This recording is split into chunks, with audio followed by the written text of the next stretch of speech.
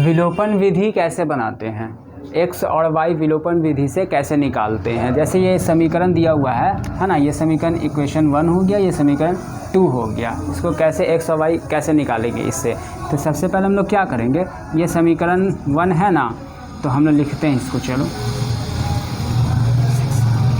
3x minus Y बराबर 9 है ना, ये इक्वेशन 1 है और ये क्या है, इक्वेशन 2 है।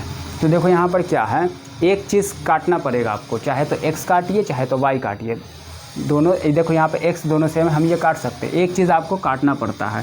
जैसे देखो अब दूसरा समीकरण का साइन चेंज कर दो, ये क्या है मेरा प्लस है तो माइनस कर दो, यहाँ माइनस है तो प्लस कर दो, और बराबर है ना, तो बराबर क्या चीज़ में होता है, बराबर जो होता है वो प्लस में होता है, तो इसको हम लोग क्या करेंगे उल्टा माइनस कर देंगे।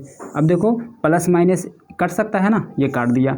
अब ये साइन ये साइन जो है ना, ये वाला ये y का ये साइन ना हो कि ये हो चुका है, तो प्लस और प्लस दोनों को क्या बोल रहा है, प्लस प्लस प्लस दोनों को ऐड कर दो, तो 4 और यहाँ पे 1 है, तो 4 और 1 5y, ठीक है। अब बराबर के बराबर, यहाँ इसका साइन क्या है, माइनस है, इसका साइन क्या है, ये ना हो के ये हो गया ना, तो माइनस हो गया, तो माइनस माइनस क्या है प्लस, दोनों को ऐड कर दो, कितना आया 9 6 15, साइन लगेगा ना, देखो साइन बड़ा, दोनों में से बड़ा कौन है, 9 है, 9 का साइन माइनस लगेगा, इसका साइन प्लस है तो नहीं लगता है। तो चलो हम लोग इसको काटते हैं, -15 बटा y कहाँ जाएगा, y में जाएगा, क्योंकि ये इनटू में था तो डिवाइड में चला आया। LHS से RHS में जब कोई वैल्यू जाता है तो उसका साइन चेंज होता है, जो प्लस में होता है वो माइनस में चला जाता है, जो माइनस होता है वो प्लस में चला जाता है, जो इनटू होता है वो डिवाइड में, और जो डिवाइड है वो इनटू में चला जाता है।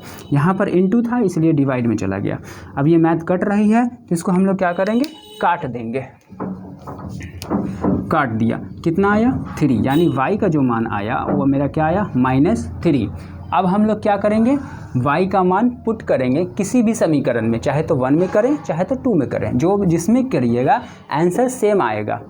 तो y का मान समीकरण हम 1 ले रहे हैं, आप लोग किसी में लीजिएगा आंसर वही आएगा, समीकरण 1 में रखने पर, है ना।